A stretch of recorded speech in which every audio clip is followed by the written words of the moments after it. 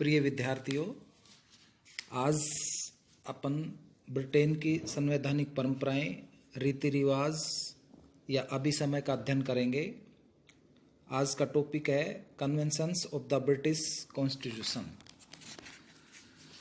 संविधान में लिखित अंश के अतिरिक्त कुछ अलिखित परंपराओं का विकास भी होता है, जिनका आवश्यक रूप से पालन किया जाता है और जो शासन व्यवस्था के संचालन में तय नहीं की जाती हैं और न ही कहीं लिखी जाती हैं, फिर भी उनका पालन किया जाता है। ये संविधान के अभिसमय और संविधान की शान कहलाते हैं। एक विद्वान है प्रोफेसर डायसी ने बताया कि संवैधानिक अभिसमों की संज्ञा दी है। इन्होंने संवैधानिक अभिसमों की संज्ञा दी है। इन्हें जॉन स्टुअर्ट मिल ने इन्हें संविधान की अलिखित नियम तथा देश की रचनात्मक राजनीतिक नैतिकता कहा है। इसी प्रकार एक विद्वान है आग, जिन्होंने बताया कि अभिसमय समझौतों, आदतों या प्रथाओं से मिलकर बनते हैं, जो राजनीतिक नैतिकता के नियम मात्र होने पर भी बड़ी से बड़ी सार्वजनिक सत्ताओं के संबंधों और गतिविधियों का संचालन करते हैं। ये अभिसमय या रीति रिवाज या परंपराएं प्रत्येक देश में अपनी आवश्यकताओं के अनुरूप स्वयं विकसित होते हैं और संविधान के अलिखित अंश बन जाते हैं और इनका पालन होने लगता है, परंतु वे कानून नहीं होते हैं। आग और जिंक विद्वान ने कहा कि ये अभिसमय ब्रिटेन में कानून की सूखी अस्थियों पर मांस चढ़ाते हैं और कानूनी संविधान का संचालन करते हैं तथा उसे बदली हुई सामाजिक आवश्यकताओं तथा राजनीतिक धारणाओं के अनुसार संशोधित करते हैं। ब्रिटेन का संविधान मूलतः अलिखित संविधान है, अतः उसमें अभिसमयों का विकास होना असंभावी है। डायसी ने कहा भी है कि ब्रिटेन का संविधान अभिसमयों का, परंपराओं का, रीति रिवाजों का संविधान है।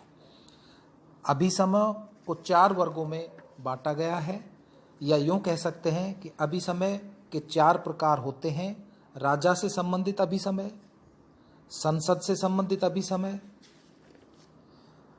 और तीसरा मंत्रिमंडल से संबंधित अभिसमय, राष्ट्रमंडल से संबंधित अभिसमय। राजा से संबंधित जो अभिसमय है, उनमें ये कहा जा सकता है कि राजा प्रतिवर्ष संसद का सत्र बुलाता है। राजा अपने मंत्रियों के परामर्श के अनुसार कार्य करता है। राजा या सम्राट संसद में बहुमत दल के नेता को राजा प्रधानमंत्री पद के लिए आमंत्रित करता है और किसी भी दल को स्पष्ट बहुमत न होने पर राजा सविवेक से कार्य करता है। सम्राट संसद का 1 वर्ष में एक अधिवेशन अवश्य बुलाता है। प्रधानमंत्री के परामर्श पर सम्राट लोकसभा को विघटित कर देता है। संसद के दोनों सदनों द्वारा पारित विधेयक पर राजा अपनी स्वीकृति देता है। राजा कोई गलती नहीं करता है।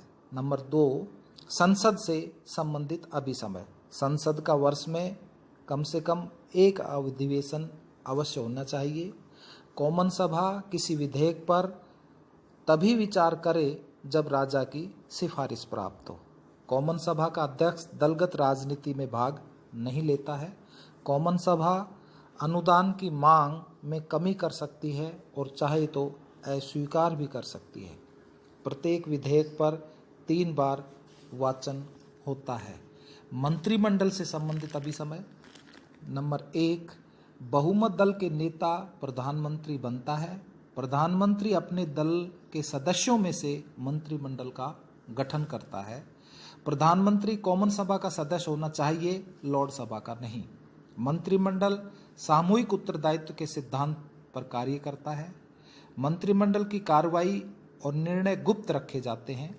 चौथा है राष्ट्रमंडल से संबंधित अभिसमय। इसमें कहा जा सकता है कि राष्ट्रमंडल के सम्मेलन का औपचारिक उद्घाटन सम्राट या रानी करेंगे।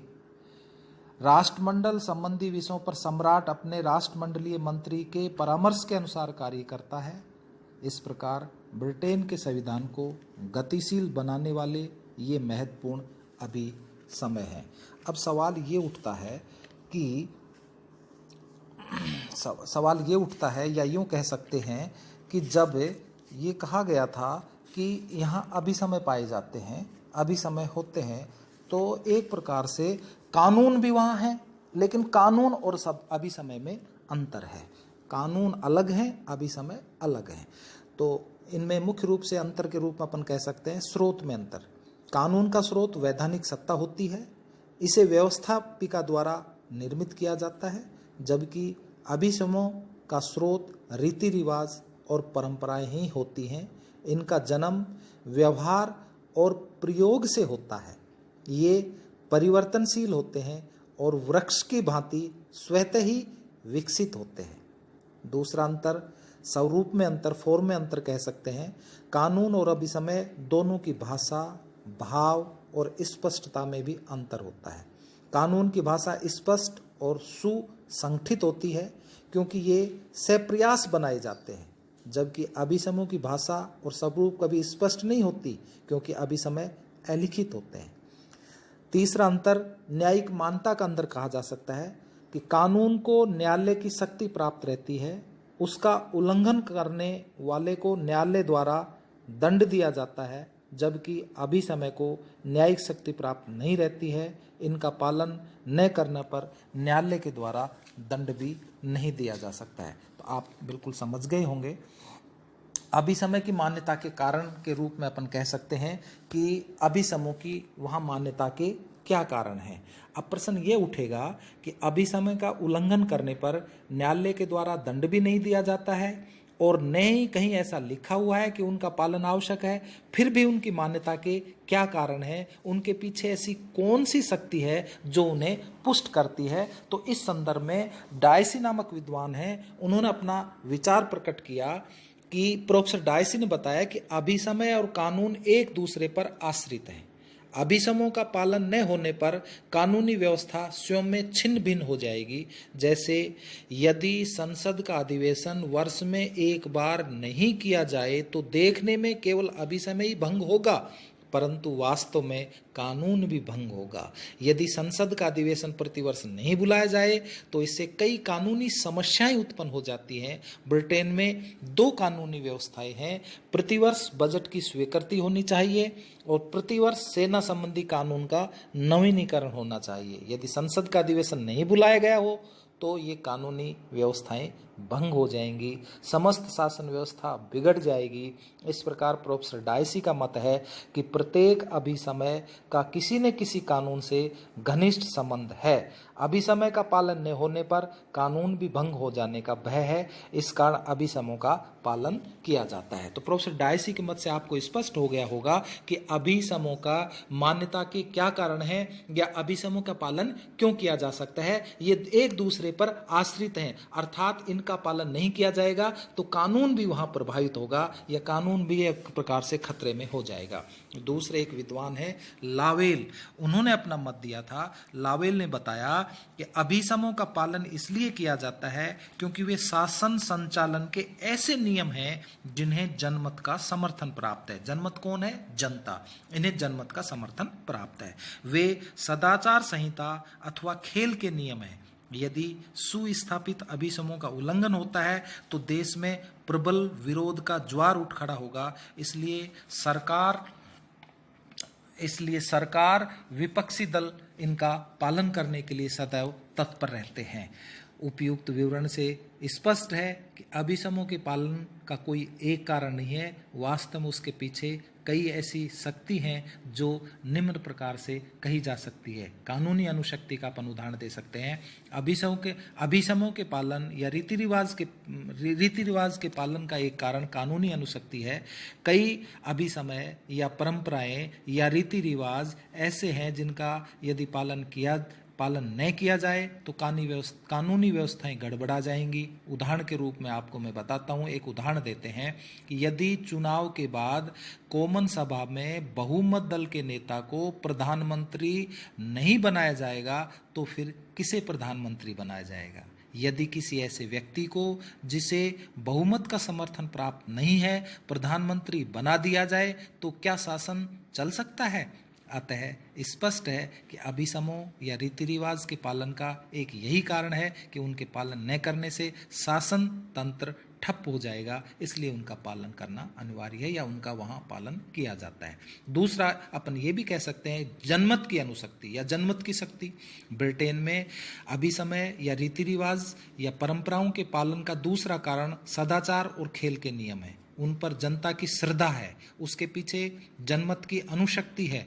जिस प्रकार खिलाड़ी स्वभाव से खेल के नियम का पालन करता है और सामान्य व्यक्ति स्वभाव से सदाचार के नियमों का पालन करता है, उसी प्रकार स्वाभाविक रूप से ब्रिटेन में अभिसमों का पालन भी होता है। तीसरा अपन ये कह सकते हैं कि ब्रिटेन का स्वभाव या ब्रिटिश स्वभाव अभिसमों या परंपराओं के पीछे ब्रिटिश समाज जो है उसका स्वभाव ही की अनुशक्ति है कि ब्रिटिश समाज परंपरावादी है और उनका यह मानव स्वभाव भी है कि वे कुछ नियमों प्रथाओं आदि से बंधकर रहना चाहते हैं। मैं आपको बताऊं कि 1945 में जब श्रमिक दल सत्ता में आया तो हर प्रकार के क्रांतिकारी नारों के बाद भी वह अभिसमों को तोड़ नहीं पाया, क्योंकि वहाँ के लोग अभिसमों रीति रिवाजों से अभ्यस्त हो गए हैं और ये उन्हें सहृदय और मस्तिष्क में निवास करने लग गए हैं।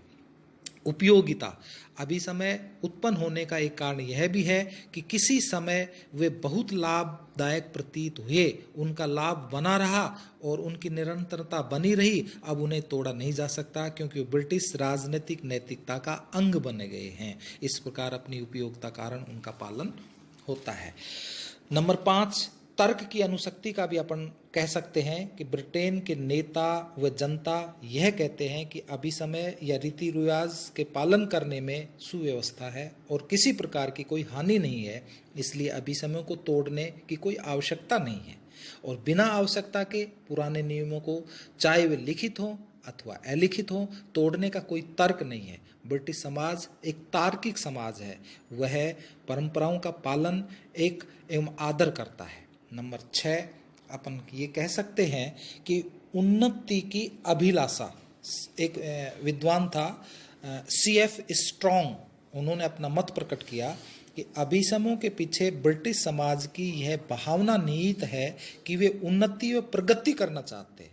समाज जानता है कि अभिसमों का पालन करने से शासन व्यवस्थित रूप से चल रहा है, समाज में शांति है, प्रगति के सुअवसर विद्वान हैं, अतः वे उन अभिसमों को तोड़ने का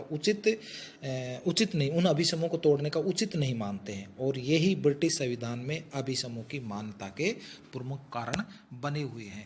आप बिल्कुल स्पष्ट रूप से समझ गए हैं कि ब्रिटेन के संविधान में अभिसमों का क्यों महत्व बना हुआ है या उनका पालन क्यों किया जा सकता है। तो अभिसमों के कुछ महत्व हैं वहाँ। अभिसमय का महत्व के रूप में अपन कह सकते हैं कि जिस प्रकार से मैं आपको एक उदाहरण दूं कि किसी सुंदर और भव्य भवन के निर्माण में जो महत्व सीमेंट का होता है, वही महत्व ब्रिटिश संविधान में अभिसमों, परंपराओं या रीति रिवाजों का है। ब्रिटेन के संविधान के लिखित अंशों से संविधान की तस्वीर में बहुत से रिक्त स्थान रह जाते हैं। इन सभी रिक्त स्थानों की पूर्ति अभिसमय के द्वारा, रीति रिवाज के द्वारा, परंपराओं के द्वारा ही की जाती है। अभिसमय के बिना ब्रिटेन में संविधान एक निर्जीव शरीर के अतिरिक्त और कुछ नहीं है। ब्रिटेन में लिखित संविधान के साथ साथ अभिसमयों का एक अलिखित संविधान भी विकसित हो गया है। ब्रिटेन में अभिसमय संसद और मंत्रिमंडल से जनता रूपी संप्रभु की इच्छा के अनुसार कार्य करते हैं। डायसी के शब्दों में अपन कह सकते हैं, प्रोफेसर डायसी हैं, उन्होंने अपना मत प्रकट किया अभिसमयों के महत्व के संदर्भ में कि हमारी वर्तमान संवैधानिक नैतिकता उस तथ्य को सिद्ध करती है जिसे दूसरे देशों में जनता की प्रभुसत्ता कहा जाता है।